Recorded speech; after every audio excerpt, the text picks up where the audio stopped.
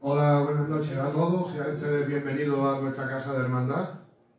Vamos a proceder a una conferencia que nos va a dar el señor don Antonio Álvarez del Pino, licenciado en Bellas Artes por la Universidad de Sevilla.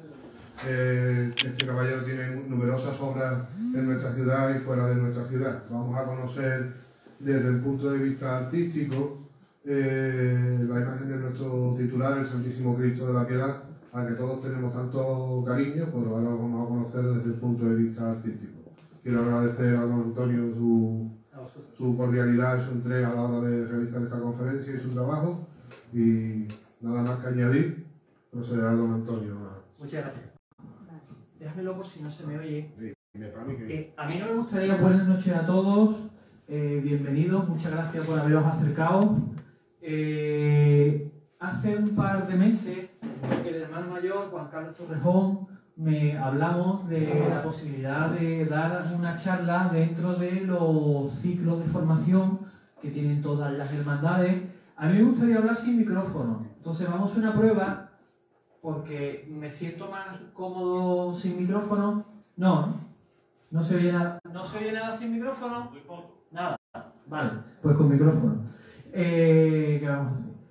Entonces, claro, todas las hermandades, os lo digo para las personas que venís, que sois alumnos míos de otros centros, que no sois de la hermandad propiamente dicha, que tienen un curso de formación, ciclos de actividades formativas para los hermanos. Entonces, hablando de este tema con Juan Carlos Torrejón, me equivoco de Juan Carlos Torrejón, me comentó la posibilidad de dar una charla a los hermanos de la Hermandad de Piedad sobre la imagen del Cristo, sobre la imagen titular en exclusiva, hacer una explicación lo más profunda que yo pudiera o supiera de la imagen del Cristo como obra de arte, no como objeto de devoción, porque como objeto de devoción sería más terreno de la teología que mío, pero desde el punto de vista artístico, desde el punto de vista estilístico, desde el punto de vista escultórico, desde el punto de vista del autor, quién fue Francesco María Maggio, un poquito de su vida, un poquito de su peripecia vital. Yo he titulado, se anunció la conferencia, que fue el nombre que yo le di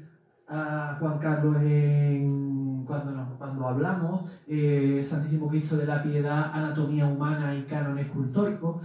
De eso trata la charla. Pero se me ocurrió como portada un título más poético, Santísimo Cristo de la Piedad y Cristo del Mar, porque la iglesia de Santiago está colindante con el mar. Yo siempre que veo la salida en los martes santos y el Cristo sale, el paso está puesto de perfil, ¿no? Se ve el mar de fondo, ¿no? Son los famosos Cristos atlánticos, ¿no? Los Cristos de Cádiz son los Cristos atlánticos. También su autor, Francesco María Maggio, vino del mar, vino de Génova a Cádiz, con lo cual con toda la justeza se puede denominar como Cristo del Mar. Claro, para hablaros del Cristo de la Piedad no os puedo hablar solo de la imagen como obra de arte, porque tenemos que hablar, aunque sea de unas pinceladas muy cortas, del Cádiz del momento. Sabéis, los que me soléis escuchar en mis intervenciones, sabéis que me gusta hacer un recorrido periférico cuando explicamos una obra de arte, porque os voy a explicar vuestra imagen titular como obra de arte que es. Una imagen titular de cualquier hermandad es básicamente dos cosas: una máquina de fe, admitirme el término, una máquina de fe, una máquina de despertar devoción. Una imagen, como su nombre indica, es una imagen de Dios llamada y creada para la devoción de los hermanos y del pueblo gaditano en sí. Una imagen que representa un pasaje de la pasión, muerte y resurrección de Cristo. Eso es por un lado, es su vertiente teológica, su vertiente simbólica, pero por otro lado es una obra de arte hecha por un artista concreto, de una ciudad concreta, en un año concreto, con una personalidad concreta y en un momento histórico concreto. Claro, el Cristo de Piedad se encarga, Sebastián Martínez Marín, que es el mayordomo en ese momento, lo encarga en 1754. En mitad del siglo XVIII, que es el siglo de Cádiz. El siglo de Cádiz, aparte de la época romana, que es una época muy importante por los Balbos, por Lucio Cornelio Balbo, el mayor, el menor, pues Cádiz, el segundo periodo de esplendor y el que más podemos rastrear en la actualidad, a niveles de urbanismo, a niveles de caserío, a niveles de iglesias, la Santa Cueva, es el Cádiz del siglo XVIII. El Cádiz del siglo XVIII, el Cádiz de la Ilustración. Esa es una de las ciudades. Tened en cuenta que todas las ciudades modernas de Europa, París, Berlín, son ciudades fruto de la Revolución Francesa, fruto de la abolición del antiguo régimen y fruto de la venida de la edad moderna, de la edad contemporánea, como dicen los historiadores. Entonces, ese proceso lo marca la Revolución Francesa, que cambia el mundo, cambia Europa por completo. Cádiz se adelanta. Cádiz es una ciudad ilustrada antes de tiempo, antes de la Revolución Francesa. Sabéis que la Revolución Francesa es de 1789, pero ya el siglo XVIII gaditano, casi primeros del siglo XVIII gaditano, ya hay una industria, ya hay un florecimiento económico muy fuerte. ¿Por qué? Por una fecha clave. En 1713 se hace el cambio de la Casa de la Contratación del puerto de Sevilla al puerto de Cádiz. Y eso es fundamental. Eso es fundamental. ¿Por qué? Porque si durante la Edad Media, el siglo XVI y siglo XVII, Sevilla se enriquece muchísimo, Sevilla y Sanlúcar de Barrameda, con la famosa barra de Sanlúcar, se enriquece muchísimo porque todo el comercio con América va al puerto de Sevilla y construyen la Gran Catedral, construyen el Gran Barroco. Eso pasa a Cádiz en el siglo XVIII. Con lo cual, a principios del siglo XVIII hay un cambio. En la Casa de la Contratación pasa del puerto de Sevilla al puerto de Cádiz. Y toda esa riqueza que Sevilla había tenido 2 siglos antes, Cádiz la va a tener en el siglo XVIII. Con lo cual, cuando se encarga la imagen del Cristo de la Piedad, 1754, Cádiz está en plena expansión. Fijaros, yo os he puesto esta frase que da hasta pena leerla, porque la leéis, yo os la leo para que si los últimos no la veis, que es del ministro de Hacienda del rey francés Luis XV. Es de Etienne de Sinotou, que dice: la bondad de la bahía ha hecho que en todos los siglos esa ciudad haya estado extremadamente poblada y haya sido muy mercantil. No hay sitio en Europa en donde el dinero sea más abundante y corra más. Hoy en día la ciudad es irreconocible, ¿eh? Y repito la frase: no hay sitio en Europa en donde el dinero sea más abundante y corra más. Es decir, Cádiz en el siglo XVIII, según este señor, era la ciudad más rica de toda Europa. Ojo, toda clase de naciones abordan allí, y allí habita gran número de mercaderes extranjeros. Claro, esa es la clave del arte genovés en Cádiz. Cádiz tiene un arte que es autóctono nuestro, que no existe en ninguna población española, salvo en Génova, en el país italiano original, que es el arte genovés de escultura. Entonces, eso lo potencia el nivel económico que adquiere la ciudad a partir de 1717, donde vienen muchos mercaderes. El puerto de Cádiz tiene muchísima fuerza y vienen muchos armadores italianos a establecerse en la ciudad. Entonces hacen casas de negocio y negocian con las mercancías de América, principalmente con el café, con el tabaco, con el chocolate. Entonces ya tenemos en Cádiz las cafeterías, porque se implanta, mejor dicho, no se inventa, se implanta el consumo de esa planta, el café, que es oriunda de América y que en Europa no se conocía prácticamente, el chocolate no se conocía prácticamente. Claro, los usos crean costumbre, con lo cual al instalarse el café se inventa la cafetería, se inventa el sitio para tomar el café. Eso genera la tertulia, eso genera que la gente haga vida fuera de su casa. Y eso genera el caldo de cultivo cultural que va a desembocar en la Constitución de Cádiz de 1812, un siglo más tarde, perdón. Con lo cual, el señor se encarga en una época cumbre de la ciudad. Y Francesco María Mayo es uno de estos artistas que vienen a trabajar a Cádiz a la llamada del poder económico. Cádiz está construyendo la Catedral Nueva.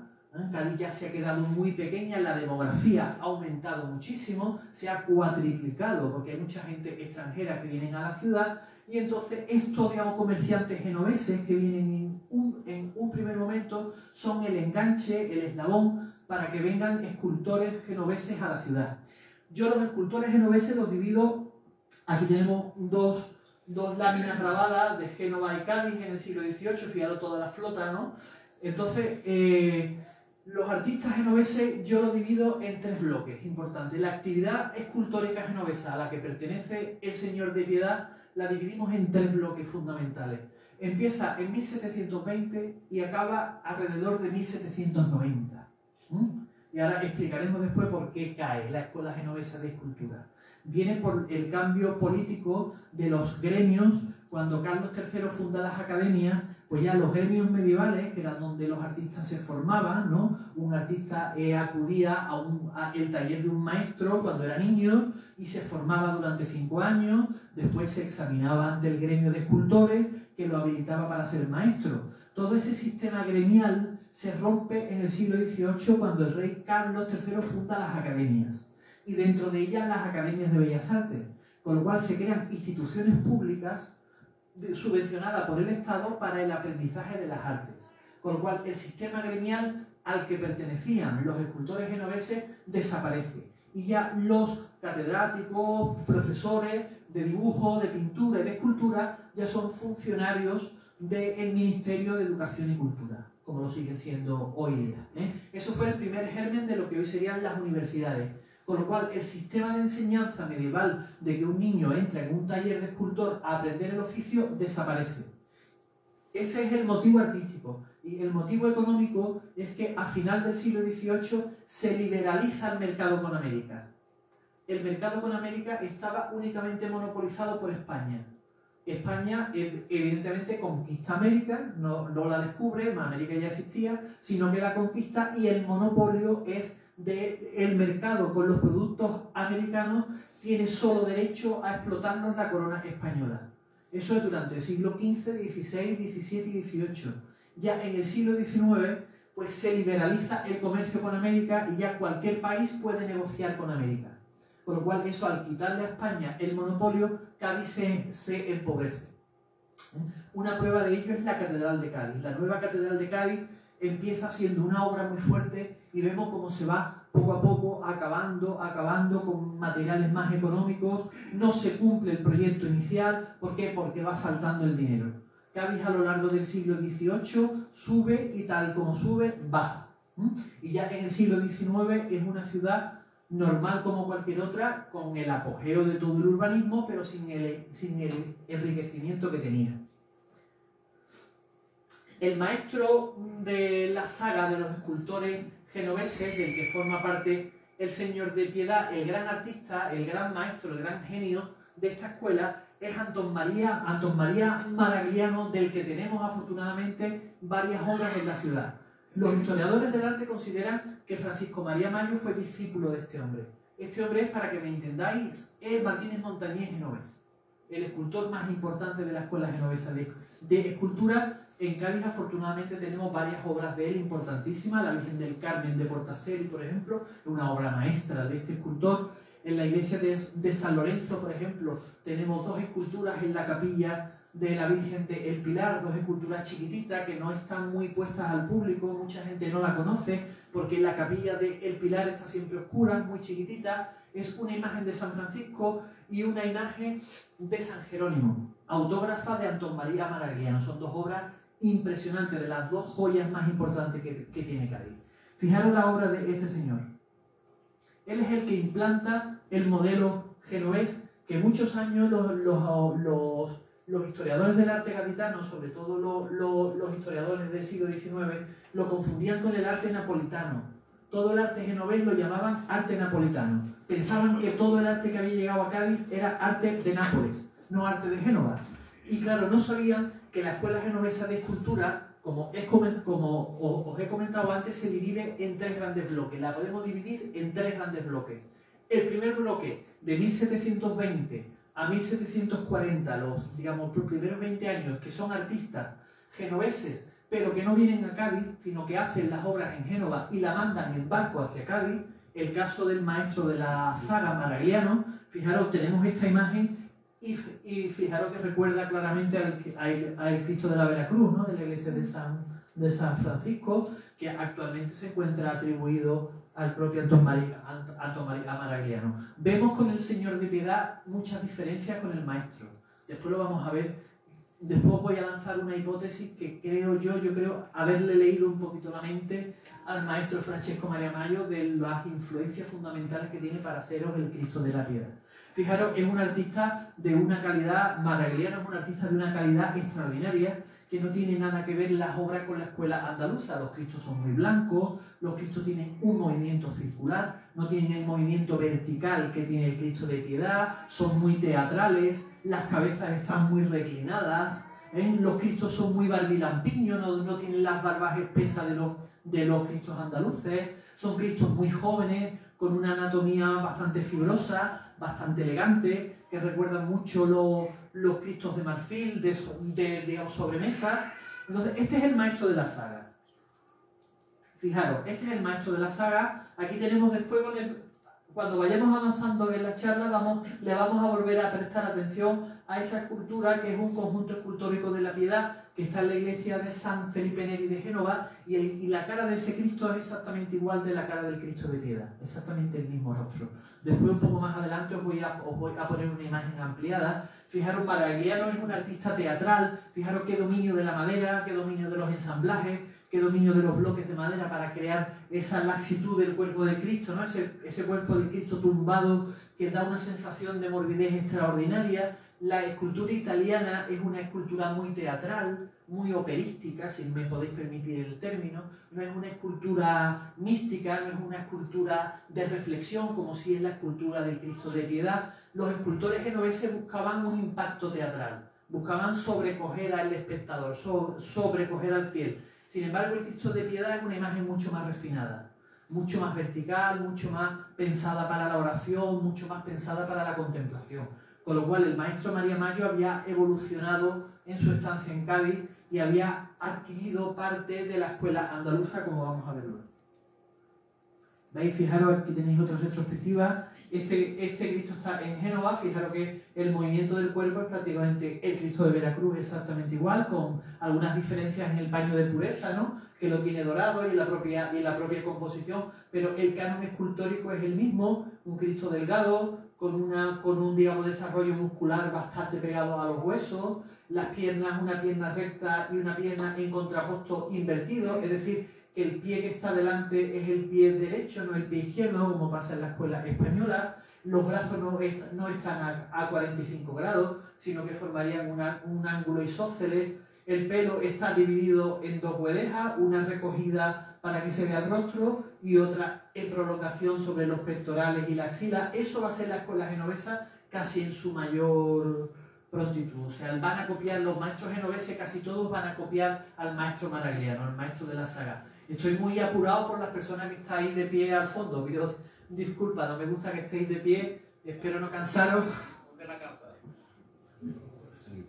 Fijaros, esta joya importantísima, esto es uno de los mejores Cristos que tenemos en Andalucía, que está en la iglesia del Carmen de San Fernando, en la isla de León. Hay que decir también que el arte genovés no es solo de Cádiz capital, sino en Cádiz provincia tiene una gran fuerza. En San Fernando hay muchas obras genovesas de primer nivel, en Chiclana de la Frontera, en el puerto de Santa María. El puerto de Santa María, por su actividad vinícola, ya estaba bastante enriquecida también en el siglo XVIII, con lo cual encargan bastantes obras importantísimas para la colegiata de artistas genoveses. Y este Cristo es extraordinario, un Cristo también que recuerda claramente, el rostro es prácticamente el Cristo de la Veracruz, aunque el Cristo de la Hermandad de la Veracruz es mucho más elegante en la posición, este movimiento es mucho más exagerado, es mucho más teatral, pero es una obra maestra de la escultura. Está pensado desde el primer momento para retablo, porque si veis tiene una cruz arbórea pero plana, no tiene una cruz redonda, no tiene una cruz cilíndrica, con lo cual eso nos está indicando que es una obra para retablo desde su concepción,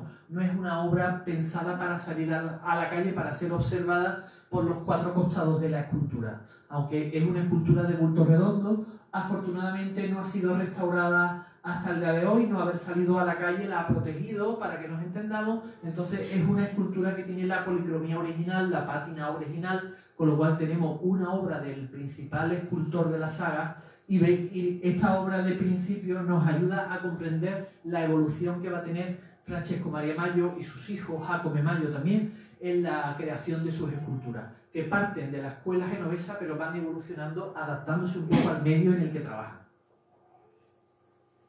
Antecedentes.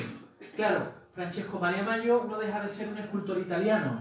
Entonces, la escultura italiana, tenemos que pegar un repaso pequeñito al canon del crucificado en la escultura italiana, del que Francesco Maria Maio es el último eslabón y el más representante en la escuela genovesa gaditana con el Cristo de Piedad. Tenemos que retrotraernos al Renacimiento italiano. Estos son los dos crucificados principales. No sé si en el fondo se ven bien las diapositivas en el fondo. Sí, entonces tenemos los dos Cristos importantes que inauguran el pre-renacimiento italiano. Estamos hablando de 1430 y estamos hablando de los dos grandes artistas anteriores a Miguel Ángel, Leonardo y Rafael, la gran triada, la Santísima Trinidad del Renacimiento italiano. En la imagen de la izquierda tenemos un Cristo creado que es muy original, creado por el arquitecto Filippo Brunelleschi. Yo les llamo a estos dos Cristos los dos Cristos de la disputa, porque os voy a contar la anécdota con bastante rapidez, porque merece la pena pararse un poquito.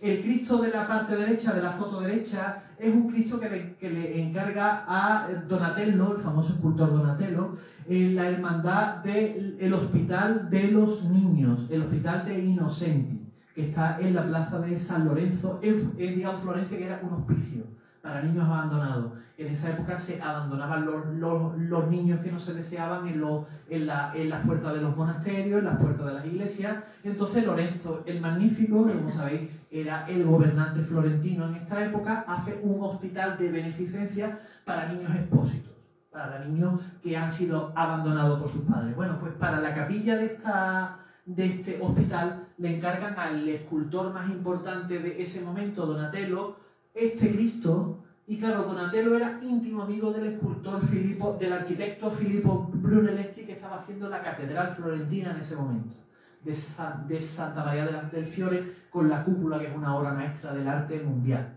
Entonces le dice, bueno, ¿por qué no vienes a el taller a ver el Cristo que estaba haciendo, no sé qué? Y lo ve, y el otro Brunelleschi le hace una crítica brutal, le dice que parece prácticamente un carnicero, que no parece un Cristo. Entonces, claro, el otro se mosquea y le dice, pues a ver si tú eres capaz de hacer una obra igual que la mía. El otro se calla la boca y en secreto, siendo arquitecto, fijaros la formación integral que tenía un artista en ese momento, siendo arquitecto, hace este Cristo, y un día cuando lo tiene terminado, lo llama a su amigo y lo invita a comer a su casa con la excusa secreta de enseñarle el Cristo. Entonces, en el patio de su casa pone la imagen de lo del Cristo, y cuando llega Donatello se encuentra con el Cristo, cae de rodillas delante de la imagen y le dice, maestro, a partir de ahora tú harás los Cristos y yo haré siempre los carniceros.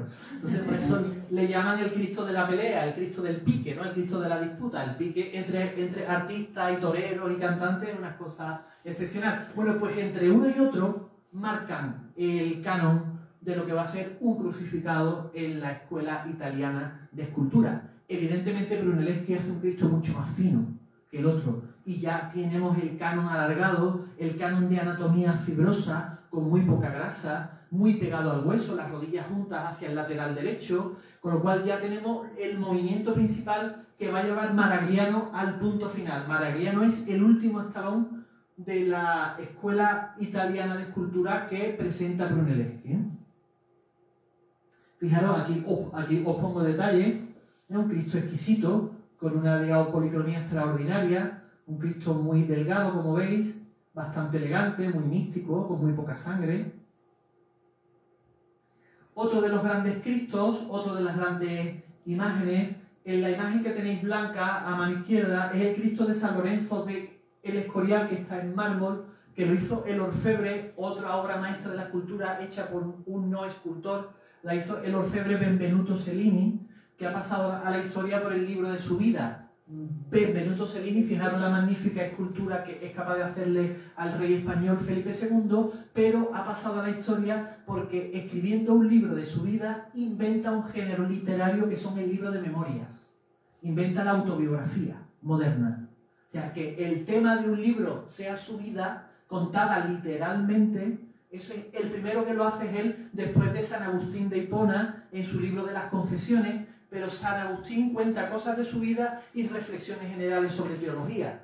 Pero Benvenuto Cellini lo titula Mi vida y cuenta su vida estrictamente desde que nace hasta que muere y no acaba el libro. Con lo cual es el primer la primer europeo que escribe sus memorias. Y ha pasado la historia por ese libro, que todavía lo podéis encontrar en cualquier librería. Es un libro delicioso, magnífico, lleno de anécdotas, lleno de retratos de personajes, de Miguel Ángel, de Torrellano, de los grandes artistas de la época, de los grandes escritores, de los papas de la época. Los describe maravillosamente, conoció a todos en persona, ¿no? Entonces es un libro fundamental para conocer la historia del arte del Renacimiento italiano. Y Felipe II le compró este Cristo que él lo había hecho para su propia tumba.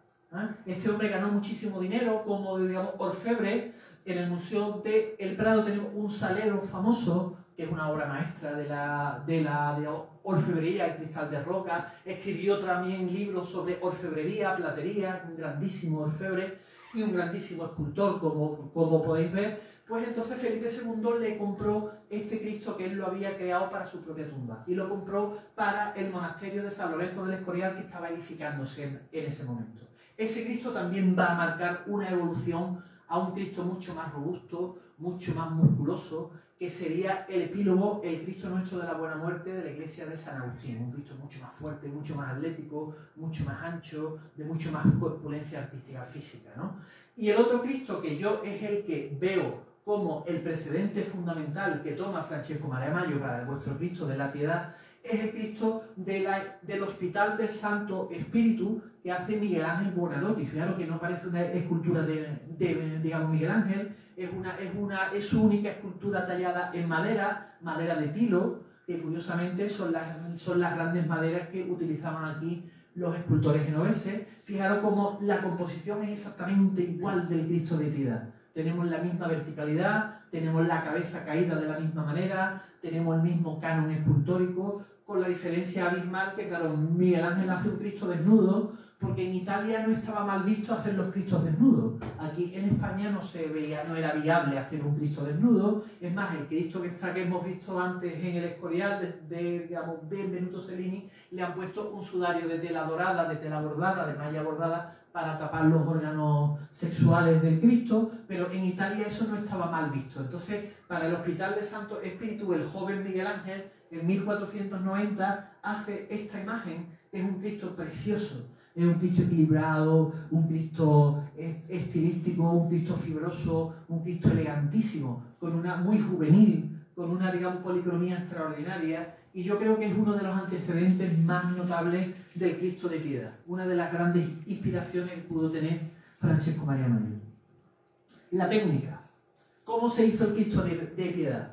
Para explicaros cómo se hizo el Cristo de Piedad, os traigo un pequeño reportaje, el profesor, que me ha prestado mi maestro Juan Manuel Miñarro, de la elaboración de uno de sus últimos crucificados. La técnica es exactamente la misma de los artistas actuales, de los artistas del siglo XVII y XVIII. Entonces tengo paso por paso cómo se hace un crucificado, con lo cual os puedo explicar con imágenes bastante ilustrativas cómo pudo hacer Francisco Maria Maio vuestro Cristo de Piedad. Y todo comenzaba, fijaros, los escultores con la elección de la madera. Los escultores italianos trabajaban de dos formas: con un tronco macizo, en bloque. El Cristo de la Buena Muerte, salvo los brazos, está hecho en un bloque como este, tallado entero, salvo los dos brazos, es una talla completa, maciza. La Virgen del Carmen de Portacelli, de Anton Maria Maragliano, también está hecha en un bloque macizo. El Niño Jesús está hecho aparte, pero el bloque de la Virgen está hecho entero en un bloque macizo de madera. Eso tenía bastantes inconvenientes: el peso, la humedad de Cádiz no le venía muy bien porque le salen vientos a la propia madera, desde el núcleo se va abriendo de dentro hacia afuera. Incluso el restaurador de la Virgen del Carmen de Portacelli, José Miguel Sánchez Peña, que también es restaurador del Cristo de Piedad, hablaremos después de esa restauración, en 1984, una restauración extraordinaria. Resulta que descubrió que la imagen del Carmen de Portacelli se estaba agrietando cuando el escultor la estaba haciendo, porque la imprimación de yeso, el estuco de yeso, las gotas de yeso caían dentro de la ranura de las grietas, con lo cual la escultura se estaba agrietando ya cuando el escultor la estaba haciendo. Con lo cual, con el paso del tiempo, los escultores italianos se adaptaron, Francesco Maria Maio sobre todo, se adaptaron a la otra forma de construir las esculturas en madera, que era la técnica de los escultores andaluces, de Martínez Montañés y de Juan de Mesa, que es tallando la imagen, creando un volumen por tablones de madera, como se llama, ensamblado por costeros. Aquí tenemos dos imágenes macizas, como os he comentado antes, la Virgen del Carmen de Portacherry, del maestro Maragliano, es una de las joyas de la ciudad, sin lugar a dudas, y el Cristo del Buen Viaje, de la Divina Pastora, de la iglesia de la Divina Pastora, que ahora mismo se encuentra cerrada al público, lo vemos en la iglesia de San Lorenzo de Cádiz, está pegado a la capilla de los Servitas, con lo cual se ve muy cómodo, un Cristo espectacular, de un tamaño enorme, un Cristo hercúleo y un Cristo que está hecho de un solo bloque. Los historiadores no coinciden si es una obra genovesa o una obra alemana. Carlos Maura, el historiador del arte Carlos Maura, piensa que es una obra de algún escultor alemán o austriaco, porque él le ha encontrado parecido con los grabados de Alberto Durero, que como sabéis era un pintor centroeuropeo. No lo considera una obra estrictamente italiana, pero es una obra anónima que no conocemos el autor ni la escuela. Sí sabemos que es una imagen de madera maciza, originalmente desnudo y revestido con un paño de hilo de oro rojo. Son las dos imágenes italianas, Cristo de la Buena Muerte aparte, que tenemos en la ciudad tallada en bloques de madera enteros.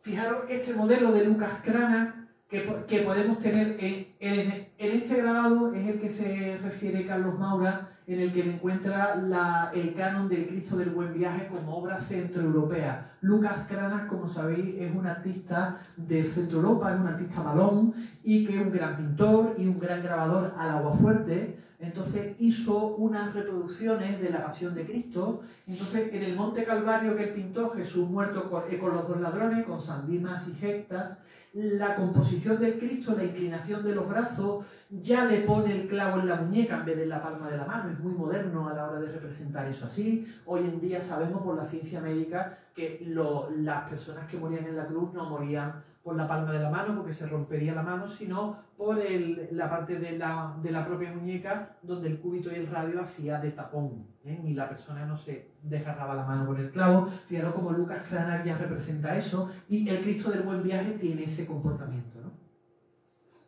Y aquí tenemos los tablones, los propios tablones de madera con lo que construyen los escultores andaluces, dejando una cámara de aire dentro. Ellos hacen un prisma rectangular de 4 paredes en el que le van pegando distintos trozos aisláteres alrededor en perpendicular a la veta de la madera. Esta ciencia se llama estereotomía de la madera y lo hacían siempre carpinteros de Ribera, que eran los expertos en ensamblar madera, porque el ensamblaje de la propia madera es una ciencia en sí que hay que tener muy en cuenta, y un error en este proceso condiciona mucho el estado de conservación de la obra futura. Las propias maderas no se pueden pegar a contraveta, como se llama, sino que hay que ensamblarla en la misma dirección de la veta todos los bloques, porque como sabéis la propia madera tiene estereotomía y tiene hidroscopicidad, o sea que con la humedad, con el calor se expande y con el frío se contrae. O sea, la propia madera es un elemento vivo, no es un elemento inerte. Entonces la conservación de una obra de arte hecha en este material dependía en esta época y hoy en día incluso de los profesionales que trabajaban en la obra antes que el escultor. El escultor llegaba el último, para que nos entendamos, ¿no? Aquí tenemos las dos maderas principales que trabajaban los escultores genoveses en Cádiz. La foto de la mano derecha es una digamos, madera de tilo, que es una madera muy blanca, no se parece al pino de Flandes porque tiene mucho digamos, menos nudo, no tiene resina, tiene muy poco peso. Y la imagen de la mano derecha es madera de cedro real, que es con la que está hecha el Cristo de Piedad, que es una imagen hecha con madera de cedro desembarcada de Brasil en los barcos que venían al puerto de Cádiz. Es la mejor madera para talla porque no tiene nudo de la madera, no le afectan los insectos xilófagos, tiene muy poco peso. Al no tener nudos se puede trabajar con la gubia en todas las propias direcciones, con lo cual se consigue una escultura, un gran detalle en la talla y una gran verosimilitud por parte del escultor, muchas posibilidades de lucimiento, ¿no? Fijaros, aquí tenéis la cola con la que se pegaban los listones de madera, que eran de colas animales, que se sacaban de las médulas espinales de los propios animales. A más grande fuera el animal, más fuerte era la cola, o lo que hoy en día llamamos cola de carpintero. En esta época se llamaba cola de vaca, ¿Por qué? Porque se sacaba del tuétano de la vaca, se sacaba la médula de la vaca, de la propia columna vertebral, se hervía en ollas y se reducía, y esa gelatina que quedaba al fondo era una cola muy fuerte. Una cola con la que pegaban los propios carpinteros de Ribera los barcos, los calafates y la industria de la ebanistería, a la forma de creación de muebles, puertas de balcones, o sea, era la cola más fuerte, ¿no? Después, para el estuco de yeso tenemos la cola de conejo, claro, el animal es más pequeño, con lo cual la cola es más débil, ¿no? Vamos de cola fuerte a cola más débil.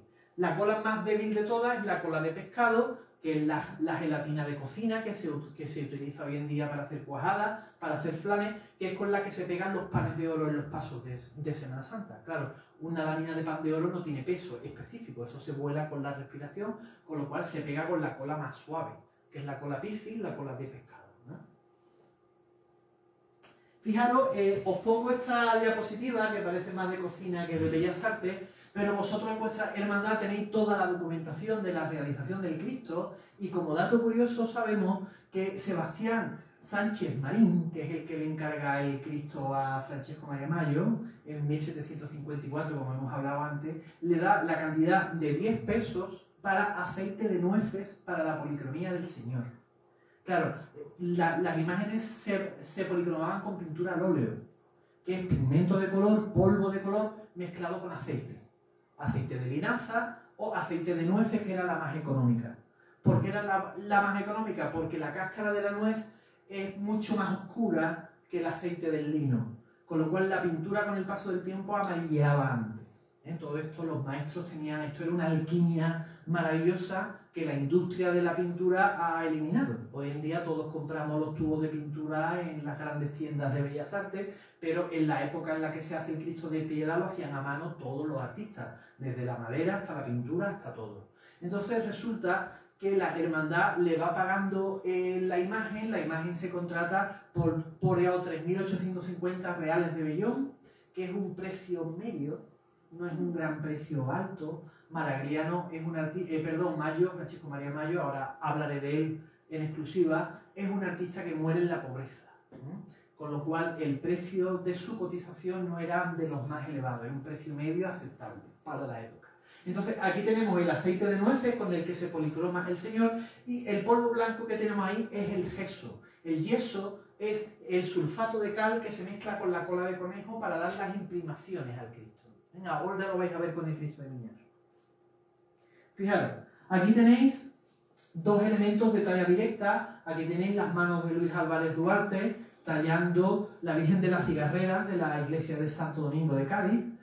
Y aquí tenemos el embón, veis como él ya pegaba tres grandes trozos de madera, un trozo ovalado para la mascarilla, y aquí vemos como él, con talla directa, sin saca de punto, iba poco a poco devastando la propia madera hasta que sacaba el rostro, que después iba puliendo con lija, con escofina, y después estucaba, ¿no? Esto os lo pongo como la representación de los primeros pasos de la talla del Señor de Piedad. Fijaros, ya empezamos con el reportaje que me ha cedido mi maestro Juan Manuel Miñarro. El primer paso era hacer el Cristo en arcilla. Es lo que los italianos llaman el modeleto, el modelo. Esto se hace por dos cuestiones. Uno, porque la talla de madera se hace por sacado de puntos, con lo cual se le saca un molde a la escultura, y otro para enseñar a la hermandad cómo va a ser el Cristo. Aquí tenemos al maestro Miñarro acabando el modelado. Fijaros qué calidad de un modelado magnífico, ¿no? Un artista, el mejor imaginero actual es el decano, el escultor con más edad de la escuela andaluza, una vez muerto Luis Álvarez Duarte. Miñarro es el artista con más edad, y aquí tenemos el modeleto del Cristo de la Buena Muerte de Cabra, que lo hizo, creo recordar, en el 2018, creo recordar. Ese dato no me lo tengáis por seguro. Entonces resulta, él tiene su facsímile de la Sábana Santa de Turín, sabéis que él es un estudioso de la Sábana Santa y tal. Entonces aquí tenéis el primer paso que hizo Francesco Maria Mayo, hacer el Cristo de la Piedad en barro. Ahí ya toman las decisiones principales, que luego va a desarrollar en la madera en la talla final. Cuando la escultura de barro, fijaros el detalle con la que la termina Miñarro. O sea, Miñarro no hace a nivel de boceto, sino el paño de pureza, el sudario, está acabado como si la obra fuera la obra final. ¿Qué ocurre? Que después, cuando el barro estaba concluido, se le sacaba un molde de escayola y se sacaba una copia del Cristo de arcilla en escayola. y eso servía para sacarlo de punto a la madera. Se iban con una técnica que se llamaba la técnica de los 3 compases, que estos eran compases grandes, se iban calculando las medidas y se iban transponiendo una medida, la propia medida de la escayola a la madera. Era como una especie de cuadrícula, para que me entendáis, en un transpositor de medidas. Hoy en día lo hacen con máquinas láser, evidentemente. Hoy en día hay una máquina que te lo hace como la copia de una llave. Pero en el siglo XVIII se hacía con compases, por la técnica de sacado de punto. Fijaros, aquí ya tenemos una imagen, ya tiene la imagen tallada y ya va haciendo el estudio anatómico, en este caso de la rodilla. Os he puesto el Cristo de la Veracruz porque me ha resultado bastante parecido. Entonces, una vez que ellos tienen la imagen desbastada, empiezan a dibujar sobre la propia madera, dibujan las estructuras anatómicas y ya se llama lo que se llama el definido de la talla. Ya van sacando detalles menores. Claro, para ellos la propia madera de cedro era una, digamos, madera importantísima. ¿Por qué? Porque al no tener nudos, pues no corres el riesgo de encontrarte en una rodilla en la que quiere definir un músculo. Ahí tenéis el vasto externo del muslo, el vasto interno, la propia cabeza del húmero, ¿no? La propia cabeza de la tibia, de lo que es el peroné. Él lo tiene, Maestro Miñarro lo tiene dibujado. Estos elementos grises que tenemos a mano izquierda son los músculos tibiales, que veis desarrollados en el Cristo de la Veracruz ya de manera terminada, ¿no? Entonces, claro, el escultor iba dibujando constantemente con un lápiz y definiendo con las herramientas, con las gubias chiquititas y con las escofinas, puliendo hasta que llega el resultado final de la talla. Fijaros, aquí tenéis el Cristo de Miñarro ya en fase de estuco. Cuando ya Francesco Maria Maggio tiene el Cristo de la Piedad tallado, le aplica 4, 5 o 6 manos de esta especie de leche condensada, para que me entendáis, que es sulfato de cal con cola de conejo al baño María. Cada maestro tenía su receta y cada maestro tenía su número de capas, que iban lijando. Esta capa es imprescindible para que la pintura al óleo de la policromía se agarre a la superficie de madera.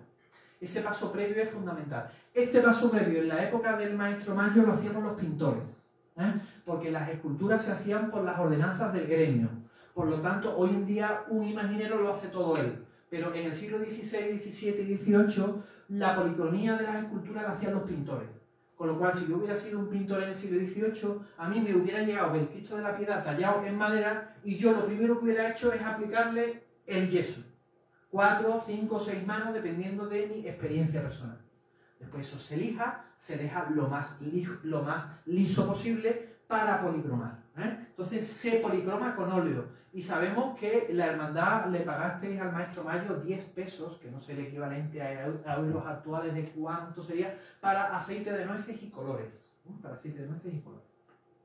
Aquí tenemos la primera mano de policromía, que es una mano tapaporos, es una mano muy vasta, de un color rosa-naranja muy fuerte, que no tiene nada que ver con la imagen al final, pero sirve como intermediario entre la policromía definitiva y las capas de estuco.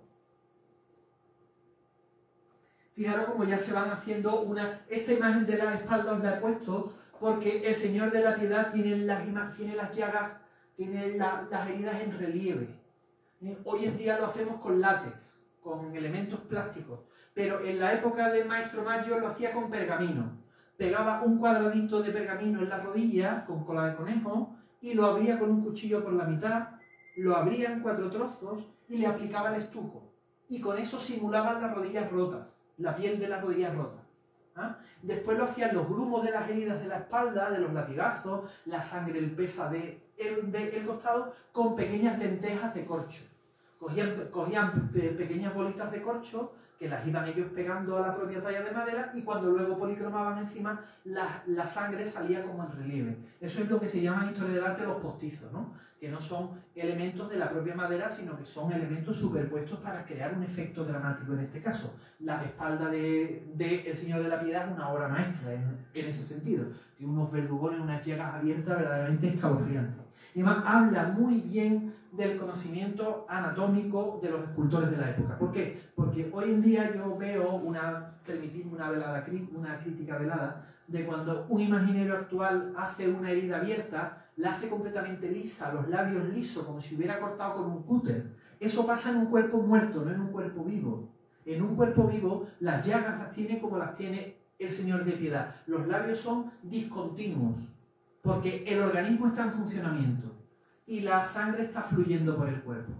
Con lo cual Cristo fue flagelado evidentemente vivo, con lo cual todas las heridas de latigazos no pueden ser cortantes planas, como si fueran con un cúter. Eso ocurre cuando el cuerpo ha fallecido, no cuando el cuerpo está vivo.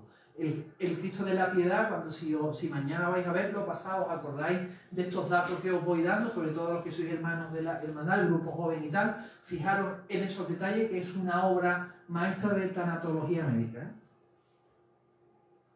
Fijaros como ya tenemos la policromía definitiva. Ya el maestro Miñarro ha aplicado colores claros, colores oscuros, colores azulados. Ya no tenemos el color chillón del principio. Sobre la primera capa de policromía, ya vemos en bruto, ha aplicado ya la policromía definitiva. Y ese sería el último elemento final de la construcción del Señor de la Piedad. Os lo he hecho con una obra de arte contemporánea, porque evidentemente no tenemos bocetos, no conservamos bocetos del maestro original, conservamos lo que tenéis en vuestros archivos, que es bastante. Yo no sé cómo voy de hora, ¿eh? 9 menos 5. ¿Llevo una hora ya? Casi. Queda un poquito, ¿eh? Yo es que como estoy súper a gusto, no sé si estáis aburridos o no estáis aburridos. A la hora de explicaros el canon anatómico que utiliza el maestro Francesco Maria Maio para construir el Cristo de Piedad, evidentemente os tengo que hablar de los tratados de anatomía que manejó. Primero, como artista italiano, los artistas italianos manejaban este libro de anatomía artística que fue fundamental durante 2 siglos. Como veis, la primera versión es de 1555, es de un médico romano llamado Andrea Vesalio. Es el primer médico que escribe un libro de anatomía para artistas, no anatomía para médicos, anatomía para artistas. Eso es un cambio fundamental. Entonces, este libro va a ser la Biblia de los estudios anatómicos hasta que llega Leonardo da Vinci, que es uno de los dibujos que veis aquí, que es un canon parecido al de Cristo de la Piedad. Brazos largos, finos, ya hace una descripción de los músculos del brazo, del antebrazo y del hombro verdaderamente espectacular. ¿Cuál es el problema que tiene el libro de Vesalio? Que Vesalio, en el siglo XVI y XVII, incluso antes, Leonardo da Vinci trabajaba a escondidas. La Iglesia Católica prohibía la disección de cadáveres bajo pena de muerte. Con lo cual, Vesalio utiliza para explicar los órganos del cuerpo humano el organismo del cerdo. Con lo cual, claro, comete errores muy de bulto, comete errores fundamentales, porque no ha estudiado el cuerpo humano sobre el terreno. Leonardo da Vinci, en el Hospital de Santo Espíritu, en la cripta del Hospital de Santo Espíritu, se juega la vida en honor a la ciencia y empieza a hacer dibujos de anatomía humana con el cadáver de verdad. Este tipo de dibujos son patrimonio de la humanidad y patrimonio europeo, ¿eh? Porque esto es la primera vez que Leonardo da Vinci dibuja el cuerpo humano sin conocerlo. Eso es una obra maestra de la inteligencia. Yo siempre digo lo mismo para que os hagáis una idea de lo que pudo ser la disección en un sótano de un hospital con velas, sin ventilación, escondido para que la Inquisición no lo descubra, abriendo un cuerpo humano que no sabe, que no conoce. Cuando mete el cuchillo, cuando mete el bisturí, toda la sangre, todo se vuelve rojo. Fijaros la inteligencia de Leonardo, la capacidad de observación para hacer dibujos tan hermosos en esas circunstancias y no cometer ni un solo error. O sea, saber interpretar perfectamente lo que está viendo. Esto es una obra maestra de la ciencia de la humanidad y confirma a Leonardo como una de las grandes inteligencias que han existido en el mundo. Entonces, claro, ¿qué ocurre? Que es mucho más que un artista, infinitamente más que un artista. Leonardo sabía mucho más de anatomía humana que sabían los médicos de su momento, infinitamente mucho más. Entonces, claro, los artistas italianos, cuando descubren los dibujos de Leonardo, empiezan a estudiar los dibujos de Leonardo. Con lo cual, con toda seguridad, Francesco Maria Maio tuvo copias grabadas de los dibujos de Leonardo da Vinci y de los manuales de anatomía de Andrea Vesalio. Fijaros, ¿ves? Aquí os hago comparativas de láminas de anatomía de la época con imágenes de escuelas genovesas en el que se ve la aplicación perfecta y el mismo canon de la obra. Yo no sé si me he hecho un poquito para atrás, veis mejor la diapositiva. ¿Veis? Fijaros, esta parte de aquí, es que no tengo ratón, esta parte de aquí que se llama el arco condral, que es el arco de las costillas. Ay, que no llego. la parte de lo que es el esternón, para que me entendáis. La forma de excavar el abdomen de este manual de anatomía de Vesalio y de el Cristo de la Veracruz es exactamente idéntico el mismo. Por lo cual no me cabe la menor duda que el maestro que hizo el Cristo de la Veracruz y el Cristo de Piedad manejó estas láminas de anatomía con total seguridad. Casi con total seguridad. Después tenemos los artistas, trabajan la anatomía con un término francés que se llama le corchet, que significa desollado. Entonces todos los que estudiamos Bellas Artes nos ponían a hacer un ejercicio, este es el que hice yo cuando era alumno de la clase de escultura, de hacer una escultura en barro desde el hueso desde dentro hacia afuera, desde el hueso hasta la anatomía superior. Entonces nosotros nos daban no sé cuántas sesiones, no recuerdo ahora, nos daban 4 o 5 sesiones para hacer en tamaño académico de 40 centímetros. Teníamos por una parte un esqueleto de plástico y teníamos después modelos reales posando. Entonces con esa documentación visual teníamos que reproducir en la parte ósea y la parte muscular. Teniendo en cuenta, este es mi ejercicio de tercero de carrera de la asignatura de anatomía humana aplicada a la escultura. Afortunadamente conservo una foto, y no tengo foto de nada, ni conservo dibujos, ni bocetos de la facultad, nada, el desastre más absoluto y más total. Fijaros, este Le Corchet también lo hicimos en el departamento de escultura, ya tamaño natural. Yo, como era capillita ya entonces y friki de las cofradías y tal, pues cuando teníamos que hacer un Le Corchet, la gente hacía el discóbolo de Mirón, la gente hacía modelos no sé cuántos, gente tirándose a una piscina. Yo, como era más de capillita, pues hicimos el crucificado, supervisado por el maestro Miñarro y supervisado por el maestro Antonio García Romero y Juan Bautista Durán, que eran nuestros 2 catedráticos de anatomía humana, catedráticos y profesores titulares, y el maestro Miñarro como escultura pues nos supervisaba este Le Corchet, que es una imagen de un hombre desollado muerto en cruz, ¿no? Con el comportamiento muscular. Fijaros cómo recuerda mucho los elementos fibrosos. Cuando estudiamos el cuerpo humano de verdad, está muerto frío, ¿no? Vemos digamos, perfectamente cómo el Cristo de la Piedad está sacado de modelos vivos, de modelos reales. No es un cuerpo idealizado, es un cuerpo de la época. Tened en cuenta que los cuerpos musculados del gimnasio en el siglo XVIII no existían por el simple hecho de que no existían los gimnasios, ni los batidos de proteína, ni los botes esos de polvo cancerígenos mortales que toman la gente de los gimnasios, con lo cual un cargador del muelle era un hombre delgadísimo, que no tenía nada de grasa, pero tampoco tenía el músculo desarrollado artificialmente. Tenía un músculo natural, que evidentemente tenía mucha más fuerza que un hombre de gimnasio.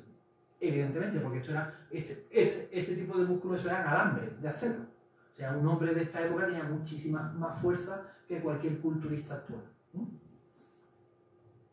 El Cristo del Mar. Ya entramos en el Cristo de la Piedad en estricto sentido. Ya es la parte final de la conferencia. Ya es la que me dedico a él.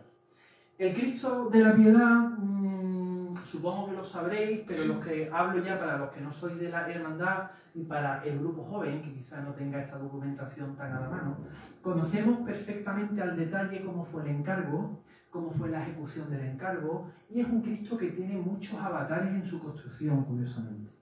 El mayordomo de ese momento, Sebastián Sánchez Marín, le encarga al maestro Francesco María Maggio. En los documentos ponen Ma y O, A y O, ¿no? Y algunos ponen Maggio con doble G, traducido resulta Maggio. Francesco María Maggio le encarga un Cristo muerto para la hermandad de Santísimo Cristo de la Piedad. Entonces, este hombre, el contrato se firma en septiembre del año 54, pero el Cristo no se acaba hasta el 49. Ahí hay una primera anomalía. Y una primera anomalía de la vida de Francesco María Maggio. Él retrasa el encargo y lo pone en la documentación, lo tenéis en vuestros archivos de la hermandad, por estar malo de los ojos. Lo pone literalmente. Sabemos que Francisco María Maggio murió ciego y murió con parálisis del cuerpo. Posiblemente le dio un ictus. Murió con 71 años, que era una edad avanzada para la época, pero los 10 últimos años de su vida no trabajó. En esa época, poneros en la mentalidad del siglo XVIII, no existe seguridad social, no existen pensiones por invalidez, el que no trabaja no come, literalmente. Con lo cual, los últimos años de la vida del escultor tuvo que ser bastante pobres, porque él se entierra en la iglesia de Santa Cruz de caridad. O sea que el entierro es de caridad. Lo paga el gremio de escultores. Para eso existía, entre otras cosas, el gremio. Para los pertenecientes al gremio pagaban una cuota todos los años en una especie de sindicato para recibir entierros en el caso de que no murieran sin dinero para enterrarse. Caso que le pasa a Francesco María Mayo, que ni los hijos pueden socorrerlo porque tiene un hijo fraile en el convento de San Francisco, una hija soltera y un hijo Jacome Mayo, que es el autor de Los Sayones de Columna, pero es las dos únicas obras que conocemos de él. Con lo cual no tuvo que ser un escultor a la altura del padre, para que nos entendamos. Entonces, Francesco María Mayo, en 1754, cuando hace el Cristo de Piedad, ya empieza a sufrir el problema de la preceguera que va a tener hasta el final. Y termina el Cristo 3 años después de lo que había pensado. Resulta que cuando termina el Cristo, la hermandad no es de su agrado el Cristo.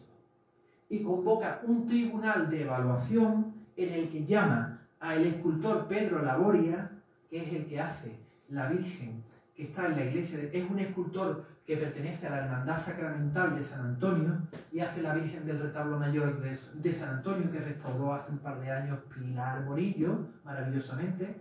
Ese hombre le pide, la Hermandad de Piedad le encarga a Pedro Laboria y a Francesco María Mortola, un pintor extraordinario, un policromador extraordinario, maravilloso, que está enterrado en la iglesia de San Lorenzo, por cierto, que evalúen el Cristo. Que evalúen el Cristo porque a los hermanos de la hermandad no lo encuentran a perfección.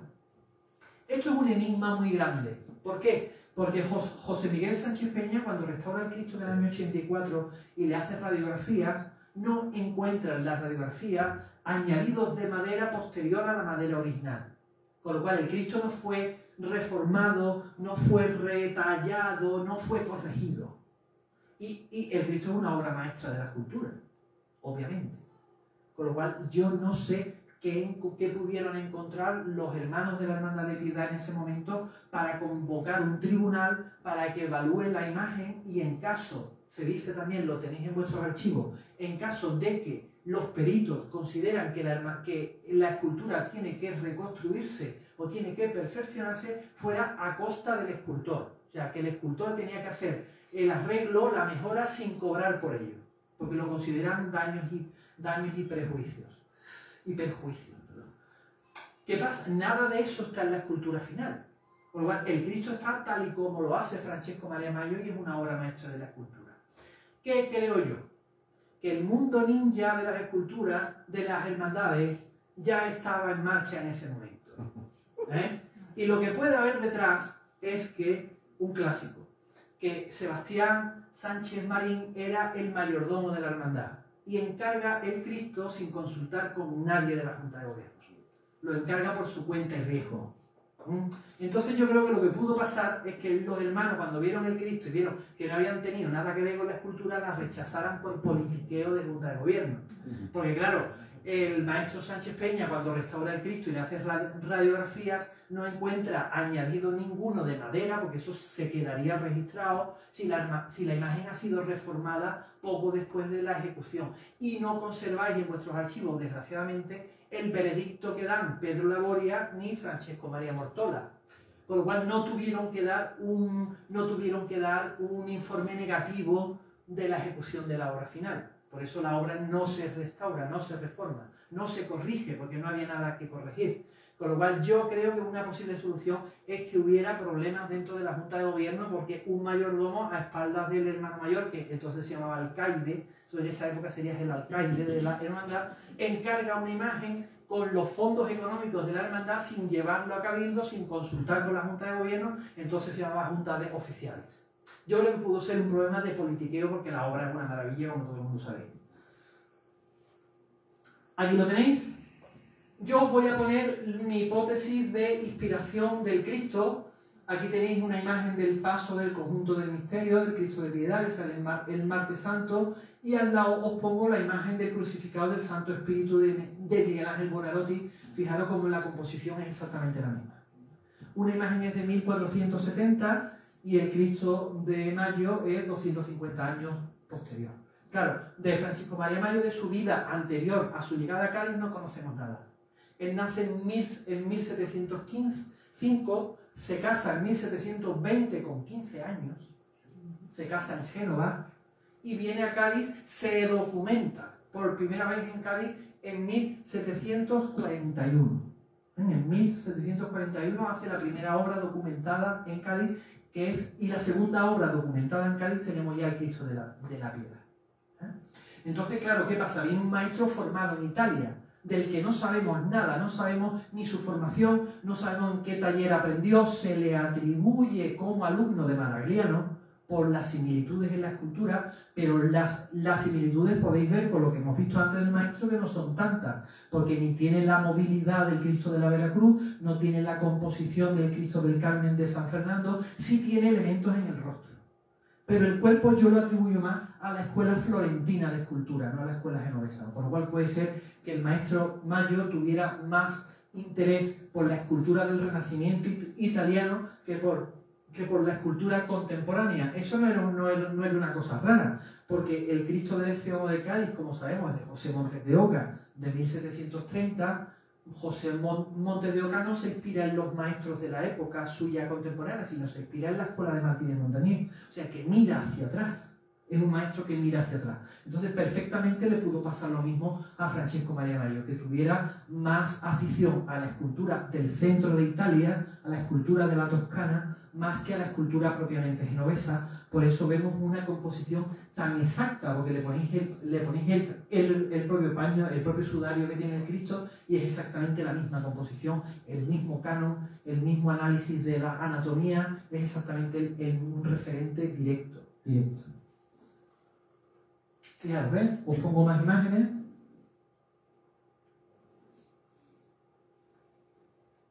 ¿Veis?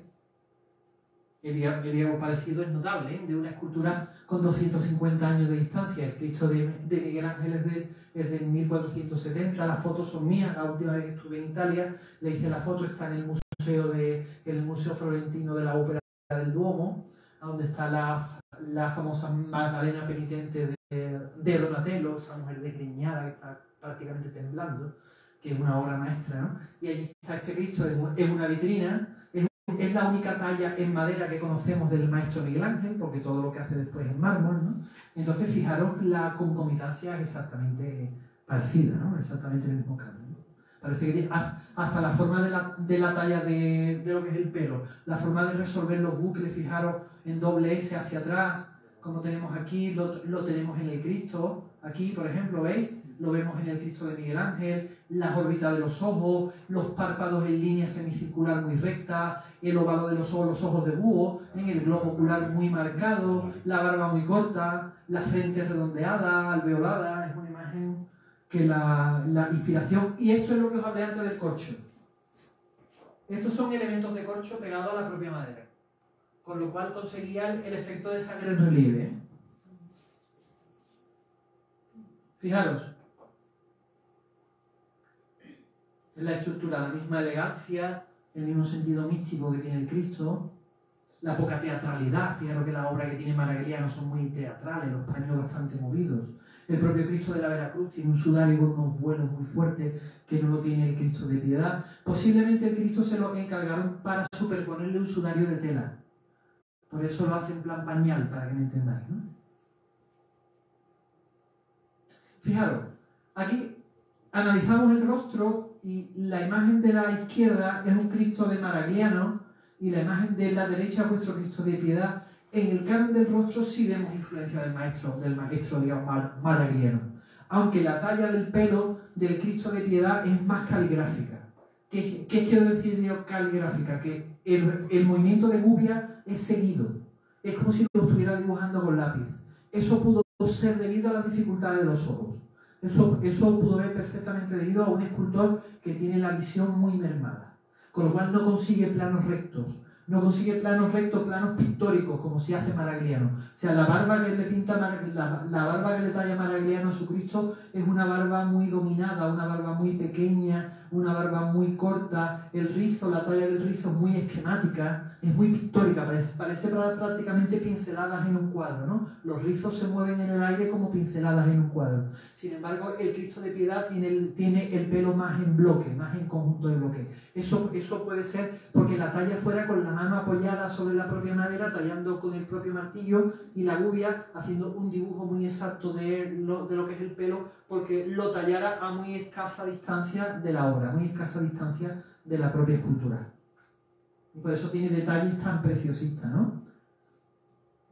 Fijaros el rostro de la escultura de Maragliano. Claro, aquí tenemos los tres elementos, ¿no? Aquí en esta diapositiva, que es ya de las últimas, os planteo las dos hipótesis, las dos construcciones, las dos posibles inspiraciones que pudo tener el maestro Francesco Maria Maggio para crear vuestro Cristo de la Piedad, ¿no? El Cristo del Hospital de Santo Espíritu Florentino, que no sabemos si en su época de aprendizaje italiano lo pudo ver en Italia y tomarlo como referencia, como inspiración. Fijaros que la policromía también es bastante parecida, ¿no? El efecto del aceite de nueces, ¿no? Esa piel tostada, esa piel mediterránea, que no tiene nada que ver con las pieles blancas de las esculturas de su maestro Maragliano, ¿no? Que son pieles blancas tipo Cristo de la Veracruz de Cádiz, para que nos entendamos, ¿no? Que tiene la policromía marfileña, nacarina, sino que tiene policromía muy mediterránea.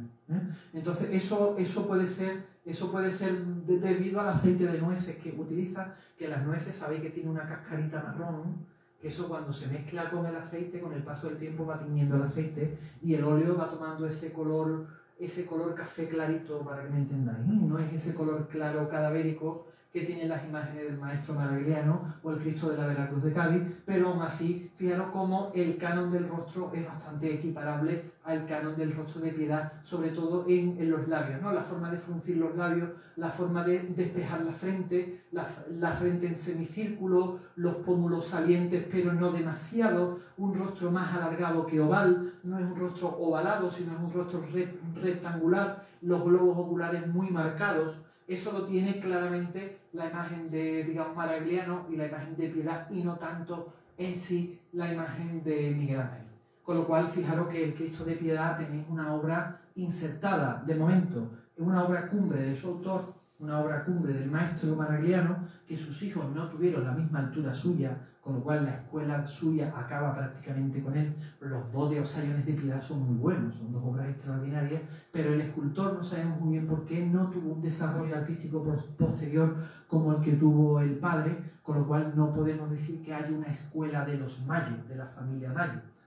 Entonces, claro, ¿qué pasa? Que la obra de Maggio, la obra de Francisco Maria Maggio, se cierra o se rubrica con el Cristo de Piedad. No tenéis la obra maestra. El escultor tiene muchas obras en San Fernando, tiene otro crucificado en la iglesia del Rosario, en la calle Rosario, un crucificado pequeño de dimensiones de 75 centímetros, que está en el retablo en la parte derecha, cerca de la nave del crucero, pero claro, no tienen el acabado, no tienen la potencia, no tienen la fuerza, no tienen la perfección y la belleza que tiene el Cristo de Piedad, que evidentemente el martes santo, fijaros la imagen, esos Cristos atlánticos, esos Cristos con la luz plateada de Cádiz, que yo ya como pintor me fijo mucho en esas cosas tan diferentes de la luz sevillana o de la luz jerezana, ¿no? Que son luces más doradas, ¿no? La luz de Cádiz es una luz plateada, es una luz gris plata, y la hermandad tiene, junto con el misterio, las imágenes secundarias de Buiza, de su mejor época, que son una auténtica maravilla.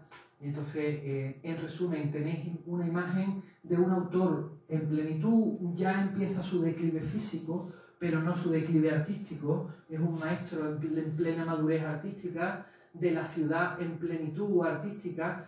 Cádiz es la ciudad de la Ilustración, Cádiz es la ciudad del siglo XVIII, del esplendor dieciochesco, con lo cual, junto con la Santa Cueva, junto con las 7 palabras de Joseph Haydn, junto con la iglesia de San José, la iglesia del Carmen, la iglesia de San Francisco, el Señor de Piedad es una de las obras maestras de este periodo, y una de las grandes aportaciones cofradieras al día que sale el martes santo. Un Cristo elegantísimo, como veis, y es una obra que yo os recomiendo a los hermanos que lo miréis, os acordéis de algunos detalles que os he dado en la charla. Yo sé que la mayoría de las cosas que se dicen durante 1 hora y cuarto se olvidan, pero hay algunos detalles que sí os pueden quedar para que lo veáis, sobre todo a vuestro grupo joven, que son los encargados del futuro de la hermandad, que sois los que la vais a regir en el futuro, que seáis conscientes de la obra maestra que tenéis, para que la cuidéis, para que la admiréis y para que la disfrutéis. Muchas gracias.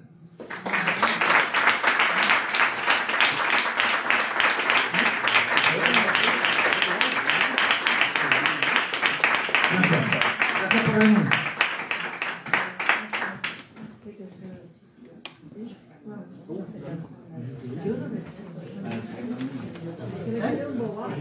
Bueno, buenas noches a todos. Agradeceros vuestra asistencia y por supuesto darle las gracias a nuestro amigo Antonio por esta magnífica disertación. Creo que nos ha hecho, no solo a los que no conocéis la hermandad, sino a los propios de la hermandad, conocer mucho mejor nuestro Cristo desde el punto de vista de obra de arte. Con esto, me quedo con el último mensaje que le lanzaba a los jóvenes, que realmente veamos el patrimonio que tiene la hermandad y que somos los encargados de seguir manteniéndolo, que actualmente pues tiene una buena conservación, pero bueno, por los años tocará otra vez afrontar una restauración y el seguir conservándolo. Nosotros queríamos tener un detalle contigo, Antonio, que te llevaras un recuerdo de la hermandad por el día de hoy. Hay un pequeño detalle. Qué bonito, ¿vale? Muchas gracias. Bueno, yo como sabéis que soy de meterme en lío, y ahora que tengo a la Junta de Gobierno y he corrido para dar la conferencia, evidentemente todo lo que os he explicado es un resumen, hay muchas patas que se podían dar. Yo me comprometería públicamente a dar un ciclo de 3 conferencias sobre el Señor, desde todos los puntos de vista. Un día analizando solo la simbología, un día analizando solo la talla y un día analizando solo la policromía. Porque creo que la imagen lo merece y no es una conferencia de hora y cuarto que siempre se quedan muchos pelos en la gatera. Bueno, pues Con lo cual, si cogemos tengo mano mayor como alcaide, cogemos el guante, yo se lo traslado al vocal de formación, que es el que suele organizar pues estas actividades y bueno, lo pondremos en el calendario y así se hará. Muchas gracias. Y nada, muchas gracias a todos y seguiremos haciendo actividades de este tipo.